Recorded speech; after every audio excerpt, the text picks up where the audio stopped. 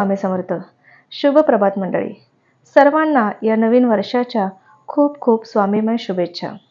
आजपासून नवीन वर्षाला सुरुवात झालेली आहे.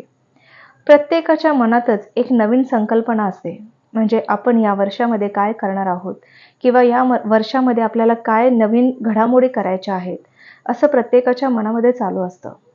पण काही वेळेला आपण या बारीक गोष्टींकडे लक्ष देत नाही, आणि ती म्हणजे एक नवीन संकल्पना किंवा आपण एक नवीन संकल्प काय केला पाहिजे याची सविस्तर माहिती आज आपण इथे जाणून घेणार आहोत. हा व्हिडिओ पूर्णपणे शेवटपर्यंत बघा, जेणेकरून तुम्हाला तुमच्या जीवनामध्ये नक्कीच बदल घडून येताना दिसून येणार आहे. सर्वात प्रथम जेव्हा तुम्ही संकल्प करता, म्हणजे आजपासूनच तुम्हाला हा संकल्प अगदी मनाशी आणि उराशी बाळगायचा आहे. कारण की हा संकल्प हा आपल्यासाठी आणि त्याचबरोबर इतर लोकांसाठी सुद्धा खूप चांगला असतो. उदाहरणार्थ, आपल्याला असा संकल्प करायचा आहे की आपल्याला देवाने दिलेले जे डोळे आहेत, ह्या डोळ्यांनी आपल्याला सदैव चांगले बघावे, चांगले दिसावे, यासाठी आपल्याला देवाला प्रार्थना करायची आहे. आपल्याला जे सुंदर कान दिलेले आहेत, ह्या कानांनी सदैव आपल्याला देवाचं नामस्मरण ऐकायला यावं, त्याचबरोबर चांगल्या गोष्टी आपल्या कानांवर पडाव्यात, हे आपल्याला देवाकडे मागायचं आहे. त्याचबरोबर आपल्याला सुंदर जे तोंड दिलेलं आहे, त्या तोंडातून सदैव नामजप करता यावा, सदैव आपल्या स्वामींचं नामजप करता यावा, आपल्या तोंडातून चांगल्या वाणीचा प्रभाव दुसऱ्या व्यक्तींवर चांगला व्हावा, आपल्या तोंडातून चांगले शब्द निघावेत, यासाठी आपल्याला देवाकडे प्रार्थना करायची आहे. त्याचबरोबर आपल्या हातून नेहमी सतकर्म, चांगले कर्म व्हावेत, अशी आपल्याला देवाकडे प्रार्थना करायची आहे. हा संकल्प आजपासून तुम्ही तुमच्या मनाशी आणि उराशी बाळगायचा आहे. कारण की अगदी छोटासा संकल्प आहे, पण हा संकल्प जर तुम्ही करत असाल तर तुमच्या जीवनामध्ये कधीही वाईट घडणार नाही.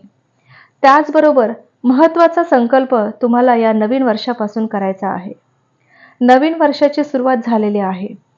हे संकल्प म्हणजे काय? तर हे संकल्प म्हणजे काय, तर आपल्याला आपल्या जीवनामध्ये काहीतरी चांगल्या गोष्टी घडून आणायच्या आहेत. कधी कधी आपण काय करतो, चांगल्या गोष्टी अचानकच घडाव्यात अशी आपली इच्छा असते, पण चांगल्या गोष्टी घडाव्यात यासाठी आपण प्रयत्न केले गेले पाहिजेत. त्याचमुळे तुम्हाला या वर्षापासून एक संकल्प करायचा आहे, आणि हा संकल्प जेव्हा पूर्ण होतो ना, तेव्हा आनंद हा वेगळाच मिळतो. त्यामुळे प्रत्येकाने नवीन वर्षात काहीतरी संकल्प करायचा आहे. अनेक जणांना वर्षातून अनेक वेळा रुग्णालयात जावं लागतं, पण जर तुम्ही या वर्षात आजारीच पडणार नाही असा संकल्प जर करत असाल, तर ही बातमी तुमच्यासाठी अगदी खास आहे. कारण या वर्षात कोणत्या गोष्टी केल्या पाहिजेत जेणेकरून तुम्हाला डॉक्टरांकडे जाण्याची कधीच वेळ येणार नाही. कारण की आपला आहार आणि आपली जीवनशैली यावर आपलं आरोग्य अवलंबून असतं, आणि जर आपलं आरोग्यच नीट असेल तरच आपल्या जीवनामध्ये आपण सगळ्या गोष्टी करू शकतो. सर्वात प्रथम एक गोष्ट तुम्हाला इथे करायची आहे. नवीन वर्षात तुम्ही मोबाईलचा जो वापर करताय, अतिवापर, हा पूर्णपणे टाळण्याचा संकल्प करायचा आहे. कारण मोबाईलने आपल्या आयुष्यात इतके मोठं घर केलं आहे की त्याच्यापासून आपण राहूच शकत नाही. ज्यामुळे आपण इतर वेळेत देखील मोबाईलवर काही ना काही करण्यात गुंतलेलो असतो. लहान मुले देखील मोबाईलच्या अतिवापरामुळे आजारी पडू लागलेले आहेत. रील्स बघतात, तासनतास तो मोबाईलवर गेम खेळत राहतात. यामुळे म्हणजे त्या मुलांच्या माइंडवर अगदी वाईट परिणाम होताना दिसून येत आहेत. त्यामुळे इतर कामांसाठी आपल्याला वेळ सुद्धा मिळत नाही आणि वेळ कमी पडतो. मोबाईलमध्ये व्यस्त असलेले लोक नाती देखील विसरायला लागलेले आहेत. आणि अशा परिस्थितीतच तुम्हाला ह्या 2024 मध्ये हा संकल्प अगदी मनाशी एकदम भक्कम करून घ्यायचा आहे. जी लोक मोबाईलवर तासनतास बोलतात, तासनतास गेम खेळतात किंवा सोशल मीडियावर वेळ घालवतात, त्यांना शरीराच्या समस्या उद्भवू शकतात. अशा लोकांना हात आणि खांदेदुखीची समस्या उद्भवू शकते. मोबाईलच्या वापरामुळे अस्वस्थता निर्माण होते आणि कधीकधी खूप चिडचिडेपणा सुद्धा निर्माण होत असतो. अनेक संशोधनातून असं समोर आलं आहे की जे लोक स्मार्टफोनचा जास्त वापर करतात त्यांना चिंता आणि नैराश्य ह्या समस्यांना सामोरं जावं लागतं. कारण तो इतका मोबाईलमध्ये गुंतलेला असतो की त्याला इतरांकडे व्यक्त व्हायलाही वेळ नसतो. जी लोक स्मार्टफोनचा अतिवापर करतात त्या लोकांचा स्वभाव हा चिडचिडा होत चाललेला आहे आणि त्यांना लहान लहान गोष्टीत ही चीड सुद्धा येत असते. अगदी लहान लहान मुलं सुद्धा खूप चिडतात आई वडिलांवर जर मोबाईल आपण त्यांच्या हातातून घेतला तर. यामुळे नातेसंबंधांवर देखील त्याचा परिणाम होताना दिसून येत आहे आणि त्याचमुळं उच्च रक्तदाबाची समस्या देखील उद्भवायला सुरुवात झालेली आहे. जी मुले लहान वयापासूनच मोबाईल पाहतात त्यांच्या मेंदूच्या विकासावरही त्यांचा परिणाम झालेला आहे. मोबाईलवर म्हणजे मोबाईल खेळणारी जी मुलं आहेत ती मुलं आळशी, चिडचिडी आणि कमी शारीरिक क्रियाशील झालेली आहेत. त्यांच्या मनावर देखील याचा परिणाम झालेला आहे.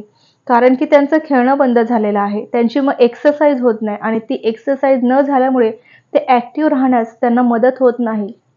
त्यामुळे सतत ते चिडचिड होतात, अनॲक्टिव्ह फील करतात किंवा कधी-कधी ते स्वतःच खूप उदास बसलेले असतात. त्यासाठी शक्यतो मुलांकडे मोबाईल देण्याचं पूर्णपणे टाळायचं आहे. जी लोकं मोबाईलचा जास्त वापर करतात, ते कोणत्याही कामावर लक्ष केंद्रित करू शकत नाहीत. फोनवर पुन्हा पुन्हा पाहण्याची सवय असते. सूचना तपासणे ही एक सवयच बनून जाते. त्यामुळे झोपसुद्धा खराब होते आणि काही लोक तर रात्रीसुद्धा फोन वापरतात. त्यामुळे त्यांची झोप न येण्याची समस्या सुद्धा निर्माण होते.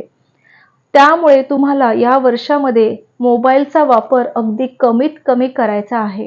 जेणेकरून आपल्या जीवनावर त्याचा वाईट परिणाम जो होत आहे, तो वाईट परिणाम होणार नाही आणि आपल्या जर शारीरिक गोष्टींवर त्या मोबाईलमुळे जर वाईट परिणाम होत असेल, तर त्या मोबाईलचा अतिवापर करून आपल्याला फायदा होणार नाही.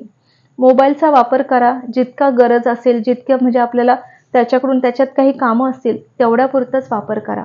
पण विनाकारण मोबाईलचा वापर करणं आजपासून थांबवा. हा संकल्प प्रत्येक व्यक्तीने मनाशी उराशी बाळगला पाहिजे. त्याचबरोबर आपल्या मुलांना कितपत मोबाईल देणं योग्य आहे याचा सुद्धा विचार करा. मोबाईल देण्याऐवजी त्यांना मैदानी खेळ शिकवा. थोडंसं माणसांमध्ये यायला शिकवा. त्यांच्यामध्ये तुम्ही स्वतः एक कन्व्हर्सेशन करत चला. रोजच्या रोज दिवसभरात ज्या काही घटना घडत आहेत, त्याचा तुम्ही आढावा घेत चला. म्हणजे तुम्ही त्यांच्याशी जास्तीत जास्त कन्व्हर्सेशन कराल, तितकं मुलं ॲक्टिव्ह होणार आहेत. सकाळपासून संध्याकाळपर्यंत तुम्ही काय केलंत? तुम्ही शाळेत काय केलंत? तुम्ही डब्याला काय घेऊन गेलात? ह्या छोट्या-छोट्या गोष्टी मुलांना विचारत चला. जेणेकरून तुमची मुलं तुमच्याशी अटॅच होणार आहेत आणि जेणेकरून त्या मोबाईलपासून थोडीशी दूर जाणार आहेत.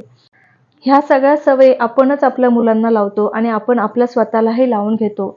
ज्याचा आपल्याला जास्तीत जास्त फायदा न होता तोटाच होत चाललेला आहे. त्यामुळे या वर्षी तुम्हाला असा संकल्प करायचा आहे, की आपल्या शरीराला कोणतीही इजा होणार नाही, अशा गोष्टींचा आपण वापर करायचा नाही. आपल्या शरीराला जे काही चांगलं आहे, ते आपल्याला आत्मसात करायचं आहे. सातत्याने नामजप करायचा आहे. तो आपल्यासाठी खूपच चांगला आणि फायदेशीर ठरणारा असा एक मंत्र आहे. येता जाता श्री स्वामी समर्थ हा नामजप करत चला. विठ्ठल विठ्ठल हा नामजप करत चला. अगदी भरपूर असे मंत्र आहेत जे सातत्याने पठण करत चला. स्तोत्र पठण करा. स्तोत्र पठण करता करता आपल्या मुलांनाही हे शिकवा. जेणेकरून आपल्या मुलांनाही त्याची थोडीशी माहिती तरी मिळेल. ह्या सर्व गोष्टी जितक्या चांगल्या गोष्टी तुम्हाला या नवीन वर्षात करता येतील तितका करण्याचा नक्की प्रयत्न करा आणि हा मोबाईलचा जो वापर विनाकारणचा जो तुम्ही करत असाल तर तो सुद्धा आजपासून थांबवण्याचा प्रयत्न जरूर करा. चला तर मग पुन्हा एकदा सर्वांना नवीन वर्षाच्या खूप खूप स्वामीमय शुभेच्छा. पुन्हा भेटूया अशाच एका नवीन माहितींसह, उपायांसह. तोपर्यंत श्री गुरुदेव दत्त, श्री स्वामी समर्थ महाराज की जय.